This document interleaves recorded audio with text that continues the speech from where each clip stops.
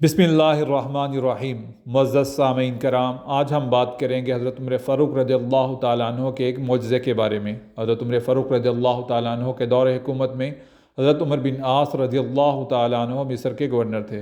मिस्र में कहत साली का दौर चल रहा था और दरियाए नील का पानी भी खुश्क हो रहा था।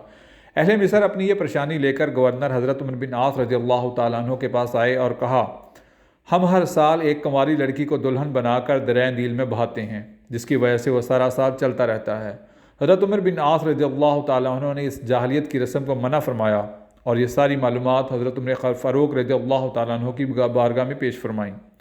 हज़रत उमर फ़ारूक रज़ियल्लाहु ताला अन्हु ने दो ख़त तजवीज़ फरमाए, एक हज़रत उमर बिन आस रज़ियल्लाहु ताला अन्हु के नाम, जिनमें उनके इस रद्द जाहिलियत के मामले को सराहा, और दूसरा दरिया नील के नाम, जिसका मतन ये था, मैं अल्लाह का बंदा अमीरुल मोमिनीन उमर बिन ख़त्ताब, अगर तो अपनी मर्ज़ी से चलता है तो रुक जा, हमें तेरे पानी की कोई ज़रूरत नहीं है, लेकिन अगर अल्लाह के हुक्म से चलता है तो तुझे जारी रहना चाहिए।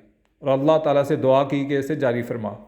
कहा जाता है कि जैसे ही ये ख़त हज़रत उमर बिन आस रज़ियल्लाहु ताला अन्हु ने दरिया नील में डाला तो इसका पानी बतदरीज बढ़ने लगा और कुछ ही दिनों में अपने मामूल के लेवल पर आ गया और आज तक कम ना हो सका।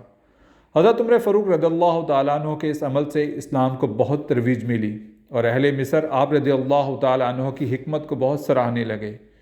ताहम इस वाक़े की हकीकत के बारे में इख्तलाफ पाया जाता है। कुछ मौर्रिख़ीन इसको हकीकत पर मबनी समझते हैं और कुछ इसे अफसाना या तमसील समझते हैं, लेकिन ये वाक़या हज़रत उमर फ़ारूक रज़ियल्लाहु ताला अन्हु की अदल व इंसाफ और हिकमत के तौर पर याद किया जाता है।